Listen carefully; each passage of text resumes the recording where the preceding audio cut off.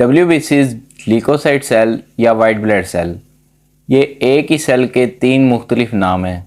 WBCs में दो तरह की टर्म इस्तेमाल किए जाते हैं, ल्यूकोसाइटोसिस और ल्यूकोसाइटोपिनिया।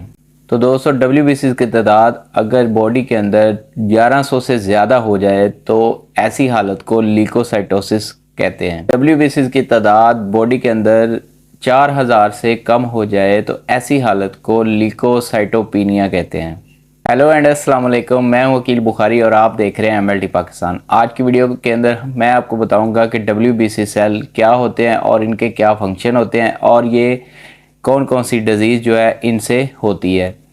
तो आज की वीडियो बहुत ही ज़्यादा इंपॉर्टेंट है, लेक्चर को पूरा देखिएगा। इंशाल्लाह ताला आज की वीडियो के बाद आपको WBC वाइट ब्लड सेल के बारे में कंप्लीट इन्फॉर्मेशन मिल जाएगी। तो सबसे पहले बात करते हैं कि WBCs हमारी बॉडी के अंदर क्या करते हैं, यानी कि इनका क्या फंक्शन है। दोस्तों, WBCs जो हैं वो मुख्तलिफ डिजीज़ के अंदर हमारी बॉडी की जो है वो प्रोटेक्शन करते हैं या हिफाजत करते हैं, कह सकते हो आप। WBCs हमारी बॉडी के अंदर मुख्तलिफ डिजीज़ से जो है बॉडी की हिफाजत करते हैं और बाहर से आने वाले डिफरेंट इन्फेक्शन से बॉडी की प्रोटेक्शन करते हैं और स्पेशली बैक्टीरिया और फंगल इन्फेक्शन वगैरह के अगेंस्ट जो है वो ये फाइट करते हैं।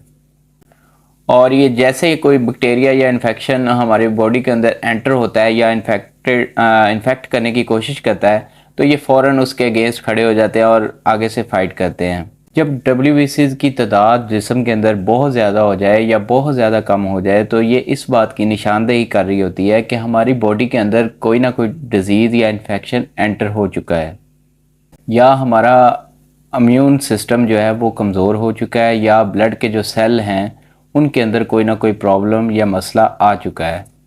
जैसा कि आपको पता है कि कैंसर के पेशेंट के अंदर WBCs की मकदार बहुत ज़्यादा हो जाती है तो और एकदम से कम भी हो सकती है। तो अभी बात करते हैं कि WBCs की नॉर्मल रेंज किस एज में क्या होती है।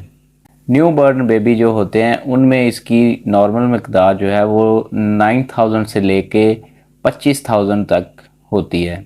2 साल की उम्र के अंदर WBC की मकदार जो है वो 6200 से लेके 1700 तक हो सकती है और नौजवानों में या अडल्ट के अंदर इसकी जो मकदार है वो 4000 से लेके 11000 तक नॉर्मल कंसल्ट की जाती है। WBCs के लिए सैंपल कैसे लिया जाता है?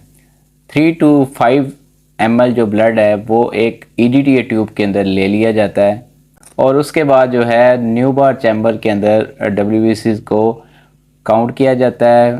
फुली ऑटोमेटिक मशीन या semi automatic machine, haematology analyser, उनके ऊपर भी WBC जिनके ऊपर CBC टेस्ट लगाया जाता है उसी के अंदर ये भी पैरामीटर आ जाता है। तो अभी बात कर लेते हैं कि ल्यूकोसाइटोपिनिया क्यों होता है। जब जिस्म के अंदर बहुत ज़्यादा इन्फेक्शन हो जाए और इसके अलावा जिगर का ख़राब हो जाना यानी कि लीवर डिसऑर्डर, इसके अलावा दोस्तों बोन मैरो डिसऑर्डर यानी कि बोन मैरो का सही तरीके से काम ना करना, इसके अलावा HIV के अंदर भी ये इंक्रीज़ हो सकता है।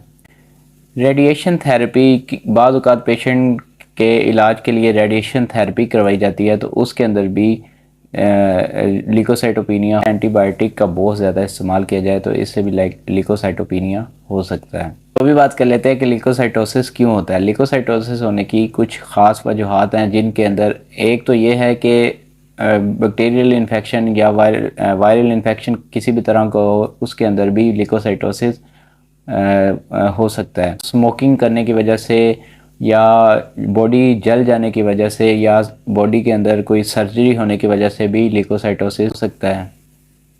बोन मैरो ट्यूमर के अंदर और ट्यूबरक्लोसिस के अंदर भी ल्यूकोसाइटोसिस हो सकता है।